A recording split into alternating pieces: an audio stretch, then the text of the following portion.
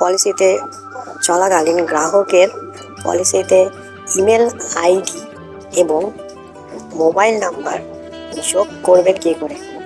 গ্রাহকের পলিসি চলতে পরবর্তী সময়ে মোবাইল নাম্বার এবং ইমেল আইডি অবশ্যই যোগ করে দেওয়া উচিত যদি তা আগে না থেকে থাকে। এতে এজেন্ট জানানোর আগেই গ্রাহক সমস্ত খবর সম্পূর্ণ ডিটেলে ঘরে এসে পেয়ে যাবেন। আসুন দেখে নিই এর জন্য কি লাগবে।